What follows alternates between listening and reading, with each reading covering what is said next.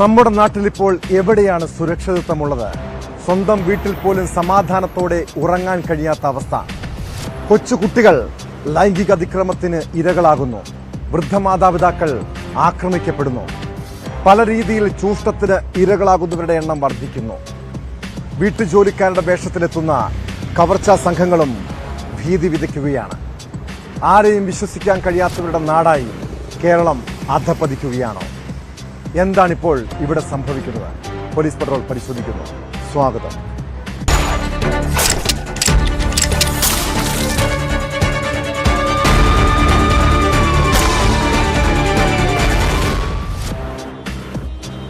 തിരുവനന്തപുരം വർക്കലയിൽ വീട്ടുകാർക്ക് ഭക്ഷണത്തിൽ ലഹരി മരുന്ന് ചേർത്ത് മയക്കിയ ശേഷം കവർച്ച നടത്തിയ കേസ് ഒരൊറ്റപ്പെട്ട സംഭവമല്ല. വീട്ടുജോലിക്കാരുടെ വേഷത്തിലെത്തിയ നേപ്പാൾ സ്വദേശിനിയും കൂട്ടാളികളും കൊടും കുറ്റവാളികളെന്നാണ് സൂചന. ഇവർ കേരളത്തിൽ മാത്രമല്ല മറ്റിടങ്ങളിലും സമാനമായ രീതിയിൽ കവർച്ച നടത്തിയതായാണ് പോലീസ് നൽകുന്ന വിവരം. രക്ഷപ്പെട്ട സംഘത്തിനായി അന്വേഷണം നടത്തുന്നതിനിടെ കേസിലെ ഒരു പ്രതി കസ്റ്റഡിയിലിരിക്കെ മരിച്ചു. നേപ്പാൾ സ്വദേശി രാംകുമാറാണ് മരിച്ചത്. അയിരൂർ പോലീസ് പ്രതിയെ കോടതിയിൽ ഹാജരാക്കിയപ്പോൾ കുഴഞ്ഞു വീഴുകയായിരുന്നു. ചൊവ്വാഴ്ച രാത്രിയാണ് വീട്ടുജോലിക്കാരിയുടെ സഹായത്തോടെ രാംകുമാറും സംഘവും മോഷണം നടത്തിയത്.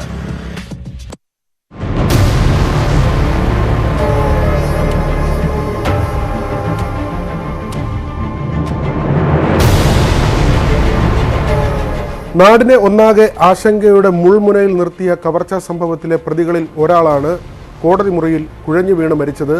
നേപ്പാൾ സ്വദേശി രാംകുമാറാണ് ഇന്ന് വർക്കലയിലെ മജിസ്ട്രേറ്റ് കോടതി മുറിയിൽ കുഴഞ്ഞു വീണ് മരിച്ചത്. മിനിഞ്ഞാന്നായിരുന്നു ഈ കവർച്ചാ സംഭവം. വർക്കലയിലെ വീട്ടിലാണ് നാടിനെ നടുക്കിയ സംഭവം നടന്നത്. സോഹലി എന്ന നേപ്പാളി യുവതി 2 ആഴ്ചയ്ക്ക് മുൻപ് ഈ വീട്ടിൽ ജോലിക്കായി എത്തുന്നു. അതിനുശേഷം വീട് കൃത്യമായി നിരീക്ഷിക്കുകയും സ്വർണം വെക്കുന്നത് എവിടെയാണ്, പണം വെക്കുന്നത് എവിടെയാണ് തുടങ്ങിയ കാര്യങ്ങളെല്ലാം മനസ്സിലാക്കിയ ശേഷം ഈ മോഷണ സംഘത്തിലെ അംഗങ്ങളെ വിളിച്ചു വരുത്തുകയായിരുന്നു. ഇവർ എല്ലാം തന്നെ നേപ്പാൾ സ്വദേശികളാണ്. ഈ വീട്ടിൽ 3 സ്ത്രീകൾ മാത്രമാണ് ഉണ്ടായിരുന്നത്. ശ്രീദേവി അമ്മയുടെ മരുമകൾ ദീപ, കിടപ്പ് രോഗിയായ ശ്രീദേവി അമ്മയെ ശുശ്രൂഷിക്കാൻ എത്തിയിരുന്ന വെഞ്ഞാറമൂട് സ്വദേശിനി സിന്ധു. ഈ 3 പേരുമാണ് വീട്ടിലുണ്ടായിരുന്നത്. ഇത് കൃത്യമായി മനസ്സിലാക്കിക്കൊണ്ട് തന്നെയാണ് മിനിഞ്ഞാന്ന് രാത്രി ഇവർക്കുള്ള രാത്രി ഭക്ഷണത്തിൽ മയക്കുമരുന്ന് ചേർത്ത് നൽകിയത്. 3 അബോധാവസ്ഥയിലേക്ക് പോയതോടെ 11 മണിയോടെ സംഘാംഗങ്ങളെ ഈ വീട്ടിലേക്ക് വിളിച്ചു വരുത്തുകയായിരുന്നു. ഈ സമയം ദീപയുടെ ബാംഗ്ലൂരിലുള്ള ഭർത്താവ് വീട്ടിലേക്ക് ഫോൺ ചെയ്യുന്നു. ഈ സമയം ആരും ഫോൺ അറ്റൻഡ് ചെയ്യുന്നില്ല. ഇതിൽ സംശയം തോന്നിയ അദ്ദേഹം വീടിനടുത്തുള്ള തന്നെ ബന്ധുവിനോട് തൻ്റെ വീട്ടിൽ പോയെന്ന് നോക്കാൻ പറയുന്നു. അദ്ദേഹം വീട്ടിലേക്ക് എത്തുമ്പോൾ തന്നെ വാതിലുകളെല്ലാം തുറന്ന നിലയിലായിരുന്നു. ആ സമയം അവിടെ നിന്ന് ഒരാൾ ഓടിപ്പോകുന്നത് ശ്രദ്ധയിൽപ്പെടുകയും ചെയ്തു. അസ്വാഭാവികത തോന്നിയ അദ്ദേഹം ബഹളം വെച്ച് ആളുകളെ കൂട്ടി. തുടർന്ന് പരിശോധിക്കുമ്പോഴാണ് വീട്ടിൽ 3 സ്ത്രീകളും അബോധാവസ്ഥയിൽ കിടക്കുന്നത് മനസ്സിലാകുന്നത്. കൂടുതൽ ആളുകൾ വീട്ടിൽ നിന്ന് പുറത്തേക്ക് ഇറങ്ങി ഓടുകയും ചെയ്യുന്നു. ഇതിൽ നേപ്പാൾ സ്വദേശിയായ ഒരു കവർച്ചക്കാരൻ വീട്ടിലെ കമ്പിവേലിയിൽ കുരുങ്ങിക്കിടക്കുന്നു. ഇയാളുടെ കയ്യിലാണ് 35,000 രൂപയും സ്വർണവും ഉണ്ടായിരുന്നത്. അതായത് ഈ വീട്ടിൽ നിന്ന് കവർന്ന വസ്തുക്കൾ. ഇയാളെ ജനാർദ്ദന എന്നാണ് ഇയാളുടെ പേര്, ജനാർദ്ദന ഉപാധ്യായ. അപ്പോൾ തന്നെ പിടികൂടി പോലീസിലേൽപ്പിക്കുന്നു. പുലർച്ചെ 3 മണിയോടുകൂടി ഇപ്പോൾ മരിച്ച രാംകുമാർ തൊട്ടടുത്തുള്ള ഒരു വീടിന് സമീപം ഒളിച്ചിരിക്കുന്നത് നാട്ടുകാർ കണ്ടെത്തുകയും പോലീസിന് കൈമാറുകയും ചെയ്യുന്നു. ഇങ്ങനെ 2 പേരാണ് പിടിയിലായത്. സോഹലി ഉൾപ്പെടെ, അതായത് വീട്ടിൽ ജോലിക്ക് വന്ന നേപ്പാൾ സ്വദേശിയായ യുവതി ഉൾപ്പെടെ 3 പേർ ഇനിയും പിടിയിലാകാനുണ്ട്. വളരെ ആസൂത്രിതമായ ഒരു കവർച്ചയാണ് നടന്നതെന്ന് തിരുവനന്തപുരം റൂറൽ പോലീസ് പറയുന്നു. ഇവർ 2 ആഴ്ചത്തെ കൃത്യമായ നിരീക്ഷണവും മറ്റ് കാര്യങ്ങളുമെല്ലാം സാഹചര്യങ്ങളുമെല്ലാം പരിശോധിച്ച ശേഷമാണ് ഇത്തരമൊരു കവർച്ചയിലേക്ക് പോയത്. ഒരുപക്ഷെ ഈ വീട്ടിലുള്ളവരുടെ ജീവന് തന്നെ അപകടം സംഭവിക്കാമായിരുന്നു എന്ന ഒരു കണക്കുകൂട്ടൽ കൂടി പോലീസിനുണ്ട്. അവരുടെ ഭാഗത്തു നിന്ന് എന്തെങ്കിലും എതിർപ്പുണ്ടായിരുന്നെങ്കിൽ 4 പുരുഷന്മാരാണ് അവിടേക്ക് കടന്നു വന്നത്. ഒരുപക്ഷെ ജീവഹാനി വരെ സംഭവിക്കാൻ സാധ്യതയുണ്ടായിരുന്നു. ഏതായിരുന്നാലും ഒരു പ്രതി ഇങ്ങനെ മരിച്ചിരിക്കുന്നു. കൂടുതൽ പേർക്ക് വേണ്ടിയുള്ള തിരച്ചിൽ പോലീസ് തുടരുകയാണ്.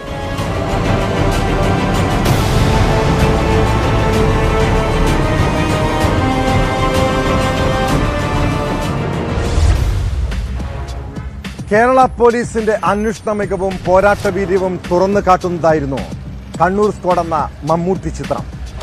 എത്ര വെല്ലുവിളി നിറഞ്ഞ സാഹചര്യങ്ങളെയും അതിജീവിച്ച് അതിസാഹസികമായി പ്രതികളെ പൊക്കുന്ന പോലീസിന്റെ നടപടി തിയേറ്ററുകളിൽ വലിയ കയ്യടിയും നേടി.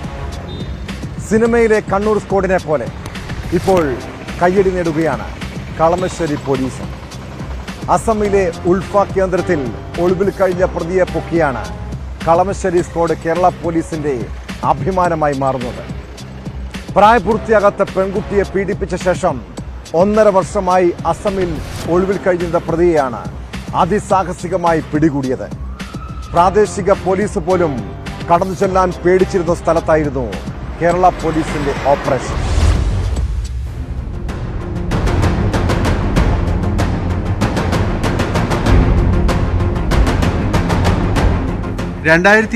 ലാണ് കേസിനാസ്പദമായ സംഭവം നടക്കുന്നത്. കളമശ്ശേരി ചേനക്കാല റോഡിൽ മാതാപിതാക്കളോടൊപ്പം താമസിച്ചിരുന്ന പ്രതി മഹേശ്വരൻ സൈക്കിയ സമീപത്ത് താമസിച്ചിരുന്ന പ്രായപൂർത്തിയാകാത്ത പെൺകുട്ടിയെ പ്രണയം നടിച്ച് ലൈംഗികമായി പീഡിപ്പിച്ച ശേഷം അസമിലേക്ക് കടന്നു. അസമിൽ അരുണാചൽ പ്രദേശിനോട് ചേർന്നുള്ള ഉൾഗ്രാമത്തിൽ ഉൾഫ ബോഡോ തീവ്രവാദി ഗ്രൂപ്പുമായി ബന്ധമുള്ള ബന്ധുവിന്റെ വീട്ടിൽ ഒളിച്ചു താമസിക്കുകയായിരുന്നു ഇയാൾ. പ്രാദേശിക പോലീസ് പോലും കടന്നു ചെല്ലാൻ മടിക്കുന്ന ഉൾഗ്രാമമായിരുന്നു ഇത്. Kochi city police commissioner A അക്ബറിന്റെ നിർദ്ദേശപ്രകാരം രൂപീകരിച്ച പ്രത്യേക സംഘം കഴിഞ്ഞ 9-നാണ് അസമിലേക്ക് തിരിക്കുന്നത്. പ്രതികൂല കാലാവസ്ഥയും ഭാഷാ പ്രശ്നവും പ്രതിയെ കണ്ടെത്താൻ തുടക്കത്തിൽ ബുദ്ധിമുട്ടുണ്ടാക്കി. അസംകാരനായ ഡ്രൈവറും സ്വകാര്യ വാഹനവും കിട്ടിയതോടെ പ്രശ്നം പരിഹരിക്കപ്പെട്ടു.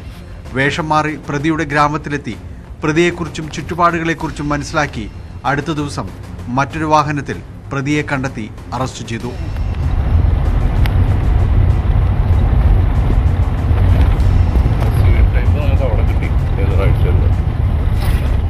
സംഭവം അറിഞ്ഞ പ്രദേശവാസികൾ തടഞ്ഞെങ്കിലും അതെല്ലാം മറികടന്നാണ് കിലോമീറ്റർ അപ്പുറമുള്ള പോലീസ് സ്റ്റേഷനിൽ പ്രതിയെ എത്തിച്ചത്. അവിടെ കോടതിയിൽ ഹാജരാക്കിയ ശേഷം ട്രാൻസിറ്റ് വാറണ്ടിൽ കേരളത്തിലേക്ക്. കളമശ്ശേരി കോടതിയിൽ ഹാജരാക്കിയ പ്രതിയെ റിമാൻഡ് ചെയ്തു. DCP കെ സുദർശന്റെ മേൽനോട്ടത്തിൽ Kalamassery police station inspector Pradeep Kumar G, sub ഇൻസ്പെക്ടർമാരായ Vinod A, Zubair V A, senior civil police ഓഫീസർമാരായ ബിനു VS, ശ്രീജിത്ത്, CPOമാരായ മാഹിൻ അബൂബക്കർ, അരുൺ എന്നിവർ അന്വേഷണ സംഘത്തിലുണ്ടായിരുന്നു. എന്തൊക്കെ പഴി കേൾപ്പിച്ചാലും സാഹസികരായ ഒരുപറ്റം പേർ എക്കാലവും കേരള പോലീസിനൊപ്പമുണ്ട്. അതുകൊണ്ട് തന്നെയാണ് കുറ്റകൃത്യങ്ങൾ ചെയ്ത് കേരളത്തിൽ നിന്ന് മുങ്ങുന്നവരെ എവിടെയായാലും കൃത്യമായി പിടികൂടി നിയമത്തിന് മുന്നിൽ കൊണ്ടുവരാൻ കഴിയുന്നത്. അതിൽ ഒടുവിലത്തെ കഥയാണ് അസമിലെ കളമശ്ശേരി സ്ക്വാഡിന്റെ ഓപ്പറേഷൻ.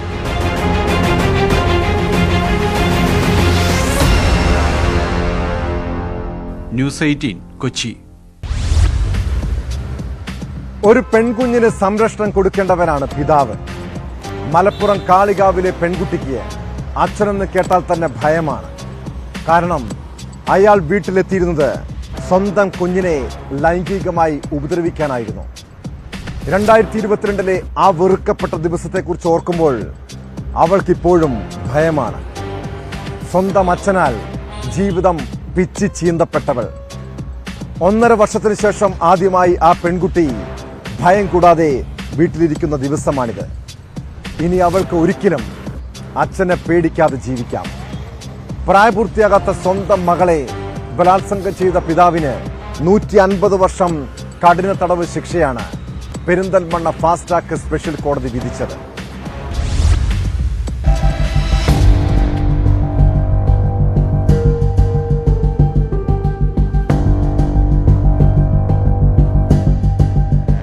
അമ്മയുടെ സംരക്ഷണയിൽ കഴിയുകയായിരുന്ന പെൺകുട്ടിയെ 49-കാരനായ പിതാവ് 2 തവണയാണ് ലൈംഗിക അതിക്രമത്തിന് ഇരയാക്കിയത്. കാളികാവിലെ കുട്ടിയുടെ അമ്മയുടെ വീട്ടിൽ അതിക്രമിച്ചു കയറിയായിരുന്നു ബലാത്സംഗം. 2022 ഓഗസ്റ്റിലും സെപ്റ്റംബറിലും വീട്ടിൽ ആരുമില്ലാത്ത സമയം നോക്കിയായിരുന്നു അതിക്രമം. കാളികാവ് പോലീസ് ഇൻസ്പെക്ടറായ ശശിധരൻ പിള്ളയാണ് പ്രതിയെ പിടികൂടി അന്വേഷണം പൂർത്തിയാക്കി കുറ്റപത്രം സമർപ്പിച്ചത്. പോക്സോയിലെ വിവിധ വകുപ്പുകൾ IPC 450, 376 വകുപ്പുകൾ പ്രകാരമാണ് പ്രതിക്ക് ശിക്ഷ വിധിച്ചത്. എല്ലാ വകുപ്പുകളും ചേർത്താണ് 150 വർഷം തടവും 4 ലക്ഷം രൂപ പിഴയും ശിക്ഷ. പിഴയിൽ നിന്നും 2 ലക്ഷം രൂപ അതിജീവിതയ്ക്ക് നൽകാനും കോടതി ഉത്തരവിട്ടു. പ്രോസിക്യൂഷൻ ഭാഗം 14 സാക്ഷികളെ വിസ്തരിക്കുകയും 26 രേഖകൾ ഹാജരാക്കുകയും ചെയ്തു.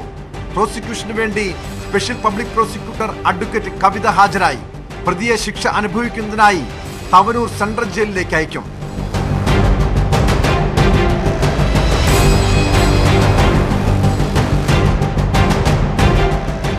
ന്യൂസ് 18 മലപ്പുറം. സ്വന്തം വീട്ടിൽ പോലും പെൺകുട്ടികൾ സുരക്ഷിതരല്ലാത്ത കാലത്താണ് നമ്മൾ ജീവിക്കുന്നത്. സഹായിക്കാനെന്ന വ്യാജന എത്തുന്ന ആളുകളും വേട്ടക്കാരനെ പോലെ പെരുമാറുന്ന അവസ്ഥ. വയനാട് വൈത്തിരിയിൽ 12-കാരിയെ പീഡിപ്പിക്കാൻ ശ്രമിച്ചത് സമീപവാസിയാണ്. കേസിൽ അച്ചൂർ സ്വദേശി രാജശേഖരനെ വൈത്തിരി പോലീസ് അറസ്റ്റ് ചെയ്തു. ഇതര സംസ്ഥാന തൊഴിലാളികളുടെ മകളാണ് അതിക്രമത്തിന് ഇരയായത്.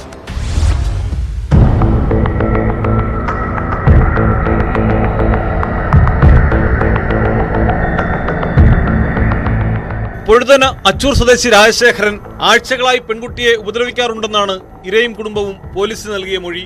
4 മാസം മുമ്പാണ് കുടുംബം വയനാട്ടിലെത്തിയത്. ഇതര സംസ്ഥാന തൊഴിലാളികളായതിനാൽ ഭാഷാ പരിചയമില്ലായിരുന്നു. ഇവർക്ക് കൂടുതൽ സുഹൃത്തുക്കളോ ബന്ധുക്കളോ ഇല്ലാത്തതും പ്രതിക്ക് അതിക്രമം തുടരാൻ തുണയായി.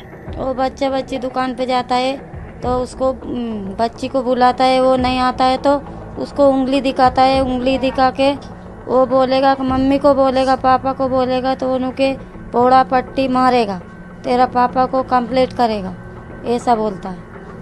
उसको डराता है, रोज ही हर बार डराता है. സ്ഥലത്തെത്തിയ ചൈൽഡ് ലൈൻ പ്രവർത്തകർ നൽകിയ വിവരത്തെ തുടർന്നാണ് വൈത്തിരി പോലീസ് പ്രതിയെ അറസ്റ്റ് ചെയ്തത്. 58-കാരനായ പ്രതിക്കെതിരെ ജാമ്യമില്ലാ വകുപ്പുകൾ ചേർത്താണ് കേസെടുത്തിരിക്കുന്നത്. കോടതിയിൽ ഹാജരാക്കിയ പ്രതിയെ റിമാൻഡ് ചെയ്തു.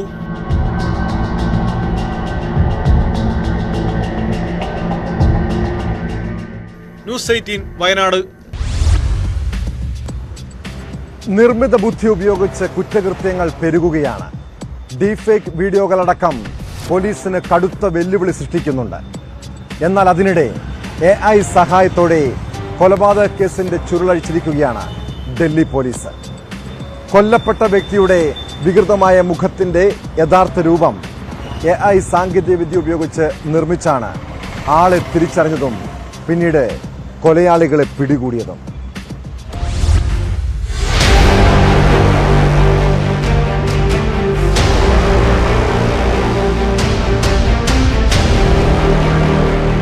ഡൽഹി കോട്ട്വാലി പോലീസ് സ്റ്റേഷൻ പരിധിയിലെ ഗീത കോളനിയിൽ ജനുവരി 10-നാണ് യുവാവിന്റെ മൃതദേഹം കണ്ടെത്തിയത്. പോസ്റ്റ്മോർട്ടത്തിൽ ശ്വാസം മുട്ടിച്ചാണ് കൊലപാതകം എന്ന് തെളിഞ്ഞു. എന്നാൽ മുഖം വികൃതമായതിനാൽ മറ്റു സൂചനകളൊന്നും ലഭിച്ചില്ല. പോലീസ് മൃതദേഹത്തിന്റെ ചിത്രം പ്രചരിപ്പിച്ചെങ്കിലും ഫലമുണ്ടായില്ല. ഒടുവിൽ AI സാങ്കേതികവിദ്യ ഉപയോഗിച്ച മുഖത്തിന്റെ ചിത്രം പുനർനിർമ്മിക്കുകയായിരുന്നു. വിവിധ തരത്തിലുള്ള 500ഓളം ചിത്രങ്ങളാണ് നിർമ്മിച്ചത്.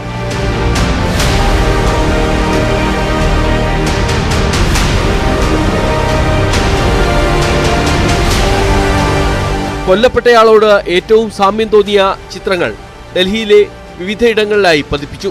വാട്സാപ്പ് ഗ്രൂപ്പുകളിലൂടെയും പ്രചരിപ്പിച്ചു. ചിത്രം തിരിച്ചറിഞ്ഞയാൾ പോലീസിനെ ബന്ധപ്പെടുകയും ചിത്രത്തിലുള്ളത് തന്റെ സഹോദരൻ ഹിതേന്ദ്രയാണെന്ന് അറിയിക്കുകയുമായിരുന്നു. ഹിതേന്ദ്രയും 3 പേരുമായി തർക്കമുണ്ടായിരുന്നതായും സഹോദരൻ അറിയിച്ചു. തുടർന്ന് കോൾ ലിസ്റ്റ് അടക്കമുള്ള വിവരങ്ങൾ ശേഖരിച്ച് നടത്തിയ അന്വേഷണത്തിലാണ് പ്രതികൾ പിടിയിലായത്. ഒരു സ്ത്രീ ഉൾപ്പെടെ 4 പേരെയാണ് പോലീസ് അറസ്റ്റ് ചെയ്തത്. ഹിതേന്ദ്രയെ കഴുത്തു ഞെരിച്ച് കൊലപ്പെടുത്തിയ ശേഷം മൃതദേഹം യമുന നദിക്കരയിൽ തള്ളുകയായിരുന്നെന്ന് പ്രതികൾ സമ്മതിച്ചതായി പോലീസ് പറഞ്ഞു. इसी संदर्भ में फिर जो डेड बॉडी थी उसकी हाई रेजोल्यूशन फोटोग्राफी कराई गई.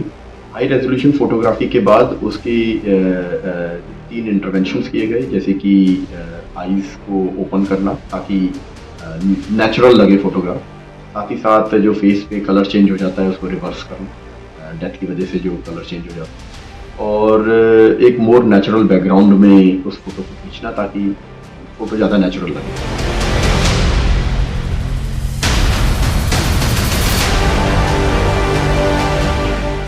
ന്യൂസ് 18 ഡൽഹി. സ്വന്തം കുടുംബത്തെ മറന്ന് വഴിവിട്ട ബന്ധത്തിന് പിന്നാലെ പോയതാണ് കർണാടക മാണ്ഡ്യയിലെ ദീപിക എന്ന അധ്യാപിക. ഭർത്താവും ബന്ധുക്കളും അതറിഞ്ഞതിന് പിന്നാലെ അവർ സുഹൃത്തിനെ ഒഴിവാക്കാൻ നോക്കി. എന്നാൽ നിതീഷ് എന്ന യുവാവ് അവളെ വിടാതെ പിന്തുടർന്നു. കഴിഞ്ഞ ശനിയാഴ്ച, അതായത് നിതീഷിന്റെ പിറന്നാൾ ദിവസം, സ്നേഹം നടിച്ച് ദീപികയെ അയാൾ ഒഴിഞ്ഞ സ്ഥലത്തേക്ക് കൂട്ടിക്കൊണ്ടുപോയി. അതവളുടെ അന്ത്യയാത്രയായിരുന്നു. അധ്യാപികയെ കൊന്നു കുഴിച്ചിട്ട സംഭവത്തിൽ യുവാവിനെ പോലീസ് അറസ്റ്റ് ചെയ്തു. മാണിക്യഹള്ളി നിവാസികളായ ഇരുവരും തമ്മിൽ 2 വർഷമായി അടുപ്പത്തിലായിരുന്നുവെന്ന് പോലീസ് പറയുന്നു.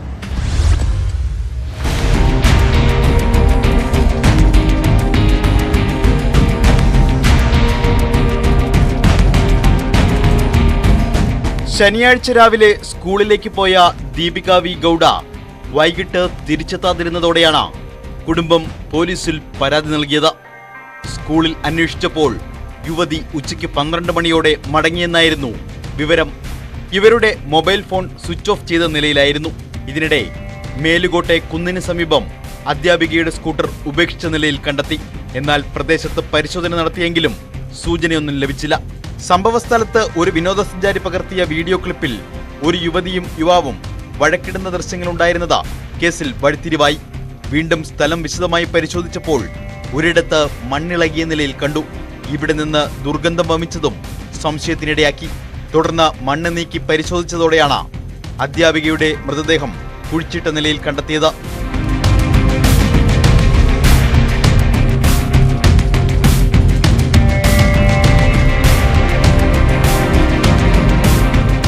ദീപികയെ അവസാനം വിളിച്ചത് പ്രദേശവാസി സതീഷാണെന്നാണ് ഭർത്താവും കുടുംബവും ആരോപിക്കുന്നത്. പോലീസ് ഇയാൾക്കായി അന്വേഷണം ആരംഭിച്ചെങ്കിലും നിതീഷ് ഒളിവിൽ പോയിരുന്നു. പോലീസ് നടത്തിയ തെരച്ചിലിൽ ഹൊസ്പേട്ടയിൽ നിന്നാണ് പ്രതിയെ കസ്റ്റഡിയിലെടുത്തത്. നിതീഷും ദീപികയും തമ്മിൽ 2 വർഷമായി അടുപ്പത്തിലായിരുന്നു. ഇക്കാര്യമറിഞ്ഞ ദീപികയുടെ കുടുംബം നിതീഷിന് താക്കീത് നൽകി. ദീപികയുമായുള്ള സൗഹൃദത്തിൽ നിന്ന് പിന്മാറണമെന്നും ആവശ്യപ്പെട്ടു. ഇതിനു പിന്നാലെയാണ് ദീപിക അകലം പാലിച്ചത്. തുടർന്ന് പ്രതി യുവതിയെ കൊലപ്പെടുത്താൻ പദ്ധതി ആസൂത്രണം ചെയ്തെന്നാണ് പോലീസ് പറയുന്നത്. കൊല്ലം നടന്ന ശനിയാഴ്ച നിതീഷിന്റെ പിറന്നാളായിരുന്നു. പിറന്നാൾ ആഘോഷിക്കാനാണെന്ന് പറഞ്ഞാണ് ദീപികയെ മേലുകോട്ടെ കുന്നിലേക്ക് കൂട്ടിക്കൊണ്ടുപോയത്. ഇവിടെ വച്ചുണ്ടായ വാക്കേറ്റമാണ് കൊലപാതകത്തിൽ കലാശിച്ചത്.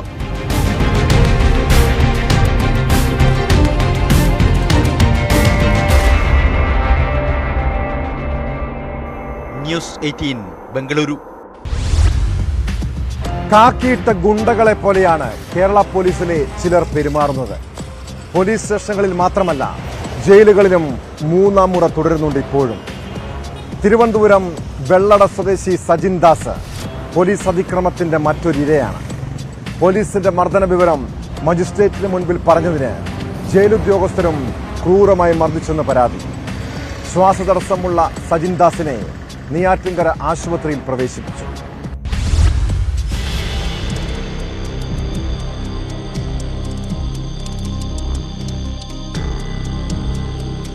ൽ സജിൻ പ്ലാമൂട്ട് കടയിൽ പ്രവർത്തിക്കുന്ന ആപ്കോസ് എന്ന സൊസൈറ്റിയിൽ നിന്ന് 1 ലക്ഷം രൂപയുടെ ചിട്ടിയെടുക്കുകയും ചിട്ടിത്തുകയായി 75,000 രൂപ കൈപ്പറ്റുകയും ചെയ്തു.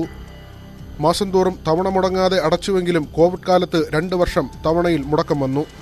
കോവിഡ് കഴിഞ്ഞതോടെ വീണ്ടും പണമടച്ചു തുടങ്ങി. ഇനിയും 28,000 രൂപ അടച്ചു തീർക്കാനുള്ളതായും സൊസൈറ്റിയോട് സാവകാശം ചോദിച്ചിരുന്നതായും സജിൻ പറയുന്നു. ഇത് വകവയ്ക്കാതെ 19-ന് വെള്ളറട പോലീസുമായി ബാങ്ക് അധികൃതർ ജപ്തിക്കായെത്തി. വീടിനുള്ളിൽ കയറി സാധന സാമഗ്രികളെടുത്ത് ലോറിയിൽ കയറ്റി വാഹനം മുന്നോട്ട് പോകാൻ ശ്രമിച്ചപ്പോൾ സജിൻ തടഞ്ഞു. തുടർന്ന് വാക്കേറ്റമായതോടെ സജിനെ വെള്ളറടയിൽ നിന്ന് കൂടുതൽ പോലീസ് എത്തി അറസ്റ്റ് ചെയ്തു. വാഹനത്തിൽ വെച്ച് ക്രൂരമായി മർദ്ദിച്ചതായി സജിൻ പറയുന്നു. നമ്മൾ പണ്ട് ഒരു ചിട്ടി എടുത്തിട്ടുണ്ടായിരുന്നു, 2012 ചിട്ടി എടുത്തിട്ടുണ്ടായിരുന്നു, ഒരു ആപ്കോസ് എന്ന് പറഞ്ഞ കമ്പനിയുടെ. അപ്പോൾ ഈ ചിട്ടി മുടക്കമായി അതിൽ 28,000 രൂപ നമ്മൾ അടയ്ക്കാനുണ്ട്. അതുമായിട്ട് ബന്ധപ്പെട്ട് ജപ്തിക്ക് വന്നതെന്ന് പറയും. സ്വാഭാവികമായിട്ട് അവിടെ ആൾക്കാർ കൂടി, പോലീസ് നിൽക്കുന്ന കാരണം ആൾക്കാർ കൂടി. അപ്പോൾ എന്താ കാര്യം എന്നറിയത്തില്ല. അപ്പം ചോദിച്ചപ്പം ലേഡി തന്നെ പറഞ്ഞ് ജപ്തി നടപടിയായിട്ട് വന്നതെന്ന് പറയും. അപ്പോഴേക്കും പറഞ്ഞു തീരുന്നതിന് മുമ്പ് തന്നെ അവരൊരു ഗുഡ്സ് കൊണ്ടുവന്ന് നിർത്തിയിട്ട് വീട്ടിലുള്ള സാധനങ്ങൾ പറക്കിയെടുത്തു. ആ പോലീസുകാർ അവർക്ക് സപ്പോർട്ടായിട്ട് ഒരു വണ്ടി വേണമെങ്കിൽ വണ്ടി എടുത്തുവെന്ന് പറയും. അത് ഫുള്ളും വീഡിയോയിലുണ്ട്. അപ്പോൾ താക്കോൽ ഊരിയപ്പോൾ ഞാൻ പറഞ്ഞത് എടുക്കാൻ പറ്റത്തില്ല എന്ന് പറയും. എടുക്കുകയാണെങ്കിൽ അത് കേസിൻ്റെ രീതിയിൽ പോകുമെന്ന് പറയും. അത് വേറെ ആളുടെ പേരിലിരിക്കുന്ന വണ്ടിയാണ്, എൻ്റെ പേരിലുള്ള ഒരു സാധനം ഇവിടെ ഇല്ലയെന്ന് പറയും. അപ്പോൾ അവർ ഇപ്പം നിനക്ക് കാണിച്ചു തരാമെന്ന് പറയും. പിന്നെ സംസാരങ്ങൾ ഒത്തിരി രൂക്ഷമായപ്പോൾ പുള്ളിക്കാരൻ പോലീസ് സ്റ്റേഷനിൽ വിളിച്ച് പറഞ്ഞു. പോലീസുകാർ വന്നു. പോലീസുകാർ വന്നപ്പോൾ ഇടിച്ച് ഷട്ടെല്ലാം വലിച്ചു കയറി. എൻ്റെ ഇടയ്ക്ക് എൻ്റെ അനിയന് വന്നു, പുള്ളിയെ എടുത്ത് ജീപ്പിനകത്ത് കയറ്റി. പിറ്റേ ദിവസം സജിനെ കോടതിയിൽ ഹാജരാക്കി റിമാൻഡ് ചെയ്തു. പോലീസ് മർദ്ദനത്തിനിരയായ കാര്യം സജിൻ കോടതിയിൽ ജഡ്ജിക്ക് മുന്നിൽ മൊഴി നൽകിയിരുന്നു. ഈ കാരണത്താൽ ജയിലിലെത്തിയ ശേഷം 3 വാർഡന്മാർ ചേർന്ന് അതിക്രൂരമായി മർദ്ദിച്ചുവെന്നാണ് പരാതി. മാപ്പ് ചോദിക്കാൻ പറഞ്ഞാണ് ക്യാമറയില്ലാത്ത മുറിയിൽ കൊണ്ടുപോയി മർദ്ദിച്ചതെന്ന് സജിൻ പറയുന്നു. കഴിഞ്ഞ ദിവസം ജാമ്യം കിട്ടിയ സജിന് ശ്വാസതടസ്സം അനുഭവപ്പെട്ടതിനാൽ നെയ്യാറ്റിൻകര ആശുപത്രിയിൽ പ്രവേശിപ്പിച്ചു. മുഖ്യമന്ത്രി, DGP ഉൾപ്പെടെയുള്ളവർക്ക് പരാതി നൽകാനാണ് തീരുമാനം.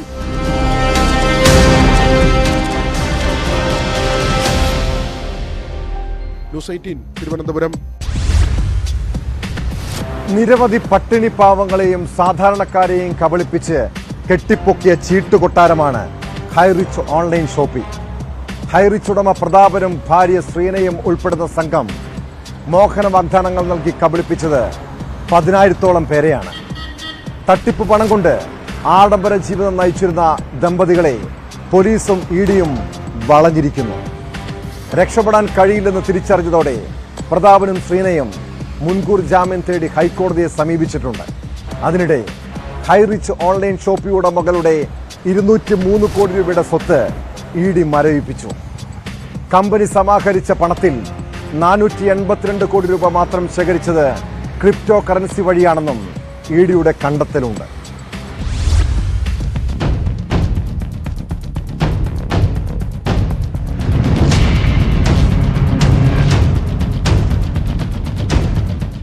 ഓൺലൈൻ ഷോപ്പിംഗ് ഉൾപ്പെടെയുള്ള ബിസിനസ്സുകളുടെ മറവിൽ ഹൈറിച്ച് കമ്പനി 1630 കോടി രൂപയുടെ തട്ടിപ്പ് നടത്തിയെന്നായിരുന്നു പോലീസ് റിപ്പോർട്ട്. കമ്പനി 126 കോടി രൂപയുടെ നികുതി വെട്ടിപ്പ് നടത്തിയതായി GST വകുപ്പും കണ്ടെത്തിയിരുന്നു. ഇതിന് പിന്നാലെയാണ് എൻഫോഴ്സ്മെന്റ് ഡയറക്ടറേറ്റും അന്വേഷണം ആരംഭിച്ചത്. തുടർ നടപടിയായിട്ടാണ് കമ്പനി ഉടമകളുടെ 203 കോടി രൂപയുടെ സ്വത്ത് മരവിപ്പിച്ചത്. ഹൈറിച്ച് ഓൺലൈൻ ഷോപ്പിയുടെ മറവിൽ നടന്ന തട്ടിപ്പിലെ ഇഡിയുടെ അന്വേഷണത്തെ തുടർന്നാണ് നടപടി. ഹൈറിച്ച് കമ്പനി നടത്തിയത് വൻ തട്ടിപ്പെന്നാണ് ഇഡിയുടെ റിപ്പോർട്ട്. കഴിഞ്ഞ ദിവസം എൻഫോഴ്സ്മെന്റ് ഡയറക്ടറേറ്റ് ഉദ്യോഗസ്ഥർ എത്തും മുൻപ് അറസ്റ്റ് ഭയന്ന് കടന്നു കളഞ്ഞ കമ്പനി MD പ്രതാപൻ ദാസനും സിഇഒയും ഭാര്യയുമായ ശ്രീനയ്ക്കും വേണ്ടി അന്വേഷണം ഊർജിതമാക്കിയിട്ടുണ്ട്. ഇവരെ കണ്ടെത്താൻ നിർദ്ദേശം നൽകാൻ പോലീസിനോട് ഇഡി ആവശ്യപ്പെട്ടു. ഹൈറിച്ചിന്റെ ഹെഡ് ഓഫീസ്, ഉടമകളുടെ 2 വീടുകൾ, തൃശൂരും എറണാകുളം ഇടപ്പള്ളിയിലുള്ള ശാഖകൾ എന്നിവിടങ്ങളിലായിരുന്നു കഴിഞ്ഞ ദിവസം ഇഡി റെയ്ഡ് നടത്തിയത്. പലചരക്ക് ഉൽപ്പന്നങ്ങളുടെ വിൽപ്പനയ്ക്കായി ഹൈറിച്ച് ഓൺലൈൻ പ്ലാറ്റ്ഫോമിലൂടെ മൾട്ടി ലെവൽ മാർക്കറ്റിംഗ് രീതിയിലാണ് ഇടപാടുകാരെ സൃഷ്ടിച്ചത്. ഇന്ത്യയിലാകെ 680 ഷോപ്പുകളും കേരളത്തിൽ 78 ശാഖകളുമുണ്ട്. ഏതാണ്ട് 1,63,000 ഇടപാടുകാരുടെ ഐഡികൾ ഉണ്ടെന്നാണ് കണ്ടെത്തിയിരിക്കുന്നത്. ഇടപാടുകാരുടെ എണ്ണം പെരുപ്പിച്ചു കാട്ടാൻ ഒരു ഇടപാടുകാരന്റെ പേരിൽ തന്നെ 50ഓളം ഐഡികൾ സൃഷ്ടിക്കുകയാണ് ചെയ്തിരുന്നത്. കേസിൽ അറസ്റ്റ് ഉണ്ടാകുമെന്ന് ഉറപ്പായതോടെ ഹൈറിച്ച് ഉടമകളായ പ്രതാപനും ഭാര്യ ശ്രീനയും മുൻകൂർ ജാമ്യം തേടി ഹൈക്കോടതിയെ സമീപിച്ചിട്ടുണ്ട്. ഈ ജാമ്യാപേക്ഷയെ ശക്തമായി എതിർക്കുമെന്നാണ് ഇഡി അധികൃതർ പറയുന്നത്. ഇവർക്കെതിരെ മുൻപും സമാന കേസുകൾ ഉള്ള വിവരം കോടതിയെ അറിയിക്കും.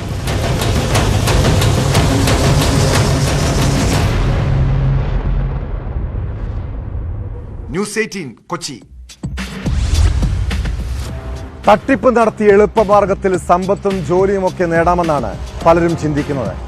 എന്നാൽ തട്ടിപ്പുകാർ ഒരിക്കൽ പിടിയിലാകുമെന്ന കാര്യം മറക്കരുത്. തൃശൂരിൽ റേഷൻ കാർഡിൽ കൃത്രിമം കാണിച്ച് ജോലി നേടിയ 4 പേർക്കെതിരെയാണ് പോലീസ് കേസെടുത്തത്. തിരുവനന്തപുരം സ്വദേശികളായ 3 പേർക്കും റേഷൻ കാർഡ് ഉടമയായ തൃശൂർ കുന്നംകുളം സ്വദേശിക്കുമെതിരെയാണ് കേസ്. റേഷൻ കാർഡിൽ പേരും മേൽവിലാസവും ചേർത്ത് തലപ്പള്ളി എംപ്ലോയ്മെന്റ് എക്സ്ചേഞ്ചിൽ പേര് രജിസ്റ്റർ ചെയ്ത് താൽക്കാലിക നിയമനം സമ്പാദിക്കുകയായിരുന്നു.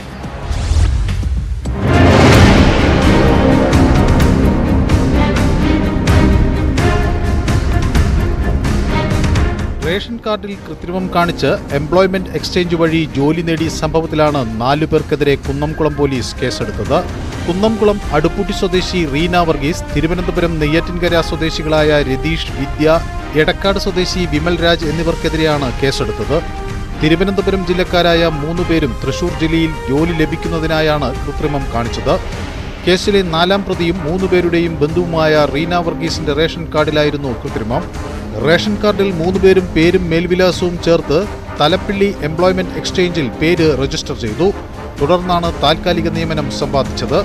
തൃശൂർ ജില്ലയിൽ ജോലി ലഭിക്കാൻ അർഹതയില്ലാത്ത പ്രതികൾ വ്യാജ മേൽവിലാസം ഉണ്ടാക്കി സർക്കാരിന് നഷ്ടം വരുത്തിയതായി പോലീസ് കണ്ടെത്തി.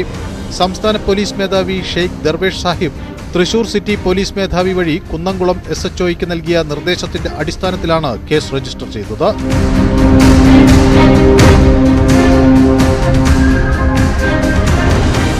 ന്യൂസ് 18 തൃശൂർ. സ്കൂളുകളിൽ കുട്ടികൾ അച്ചടക്കം പാലിക്കണമെന്ന കാര്യത്തിൽ ആർക്കും തർക്കമില്ല. കാസർഗോഡ് ചിറ്റാരിക്കാലിലെ സ്കൂളിൽ ആൺകുട്ടികൾ മുടി നീട്ടി വളർത്തരുതെന്ന് നിർദ്ദേശമുള്ളതാണ്. നിയമങ്ങൾ ലംഘിച്ചാൽ അധ്യാപകർക്ക് നടപടി സ്വീകരിക്കാം. എന്നാൽ സ്കൂൾ അസംബ്ലിയിൽ മറ്റു കുട്ടികളുടെ മുന്നിൽ വെച്ച് ശിക്ഷാ നടപടിയായി ദളിത് വിദ്യാർത്ഥിയുടെ മുടിമുറിച്ച സംഭവത്തെ ന്യായീകരിക്കുന്നില്ല. എന്നാൽ അച്ചടക്കം പാലിക്കാനാണ് പ്രധാന അധ്യാപിക മുടിമുറിച്ചതെന്നാണ് ഹൈക്കോടതിയുടെ നിരീക്ഷണം.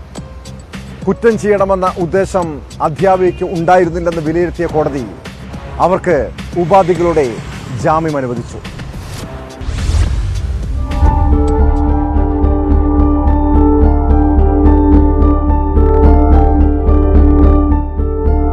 ചിറ്റാരിക്കാൽ പോലീസ് സ്റ്റേഷൻ പരിധിയിലെ കോട്ടമല മാർ ഗ്രിഗോറിയോസ് മെമ്മോറിയൽ UP സ്കൂളിൽ ഒക്ടോബർ 19-നാണ് കേസിനാസ്പദമായ സംഭവം നടന്നത്.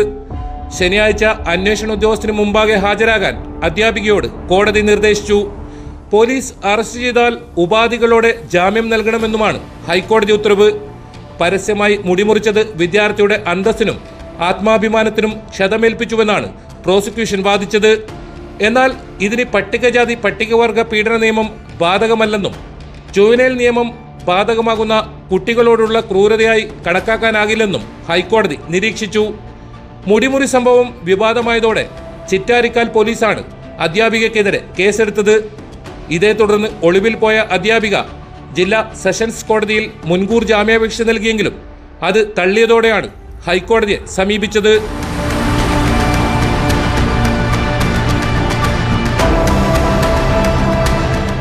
ന്യൂസ് 18 കാസർഗോഡ്. കുറ്റകൃത്യങ്ങളുടെ മറ്റു ചില വാർത്തകൾ ചുരുക്കത്തിൽ. തിരുവനന്തപുരം പൂവച്ചലിൽ വിവാഹ സൽക്കാരത്തിനിടെ ആക്രമണം നടത്തിയ യുവാക്കൾ അറസ്റ്റിൽ. പൂവച്ചൽ സ്വദേശി അർഷാദ് എന്ന സദ്ദാം ഹുസൈൻ, സഹോദരൻ ഹക്കീം, സുഹൃത്ത് സജീർ ഖാൻ എന്നിവരെയാണ് അറസ്റ്റ് ചെയ്തത്. നെടുമങ്ങാട് ബാറിൽ ആക്രമണം നടത്തിയ സംഭവത്തിൽ 27 കേസുകളിൽ പ്രതിയായ ഗുണ്ടയും സുഹൃത്തും അറസ്റ്റിൽ. കരിപ്പൂർ സ്വദേശികളായ വി അനീഷ്, സുഹൃത്ത് എസ് ലിജിൻ കുമാർ എന്നിവരെയാണ് നെടുമങ്ങാട് പോലീസ് അറസ്റ്റ് ചെയ്തത്. ആഷിഷ് ഓയിലും കഞ്ചാവുമായി 2 യുവാക്കൾ ഗുരുവായൂർ ടെമ്പിൾ പോലീസിന്റെ പിടിയിൽ. തിപ്പലശ്ശേരി സ്വദേശി വൈഷ്ണവ്, മുതുവട്ടൂർ സ്വദേശി വിഷ്ണു എന്നിവരെയാണ് പിടികൂടിയത്. ചെരുപ്പിനുള്ളിൽ ഒളിപ്പിച്ചു കടത്തിയ 1/4 കോടി രൂപയുടെ സ്വർണം കരിപ്പൂർ വിമാനത്താവളത്തിൽ പോലീസ് പിടികൂടി. ദുബായിൽ നിന്ന് വന്ന കോഴിക്കോട് നരിക്കുനി സ്വദേശി മുഹമ്മദ് അനസിനെയാണ് 446 ഗ്രാം സ്വർണവുമായി പിടികൂടിയത്. ബംഗളൂരുവിൽ സ്കൂളിന്റെ 2ാം നിലയിൽ നിന്ന് വീണ് മലയാളിയായ 4 വയസ്സുകാരി മരിച്ച സംഭവത്തിൽ സ്കൂൾ അധികൃതർക്ക് പങ്കുണ്ടെന്ന ആരോപണം. കോട്ടയം സ്വദേശികളായ ജിറ്റോ ടോമി ജോസഫ്, ബിനീറ്റ ദമ്പതികളുടെ മകൾ ജിയന്ന ആൻഡ് ജിറ്റോയാണ് മരിച്ചത്. നീതിക്ക് വേണ്ടി ഇപ്പോഴും അലയുകയാണ് ഇടുക്കി വണ്ടിപ്പെരിയാറിലെ 6 വയസ്സുകാരിയുടെ പിതാവ്. അതിനിടെ അദ്ദേഹം അനുഭവിക്കാത്ത തിക്താനുഭവങ്ങളില്ല. കേസിൽ കോടതി വെറുതെ വിട്ട വ്യക്തിയുടെ പിതൃ സഹോദരനിൽ നിന്നും ആക്രമണം. അന്ന് കുത്തേറ്റതിന്റെ മുറിപ്പാടുകൾ ഇപ്പോഴും ഉണങ്ങിയിട്ടില്ല. അതിനിടെ ആ പിതാവിനെതിരെ വണ്ടിപ്പെരിയാർ പോലീസ് കേസും എടുത്തിരിക്കുന്നു. ബാലികയുടെ പിതാവിനെ ആക്രമിച്ച പ്രതിയുടെ പരാതിയിന്മേലാണ് കേസെടുത്തത്. നമ്മുടെ നിയമ സംവിധാനങ്ങൾ പോലും വേട്ടയാടുകയാണോ ആ കുടുംബത്തെ? അങ്ങനെയെങ്കിൽ പിന്നെ എവിടെ നിന്നും അവർക്ക് നീതി കിട്ടും? ഇതോടെ ഇന്നത്തെ പോലീസ് പട്രോൾ പൂർണ്ണമാകുന്നു. നമസ്കാരം.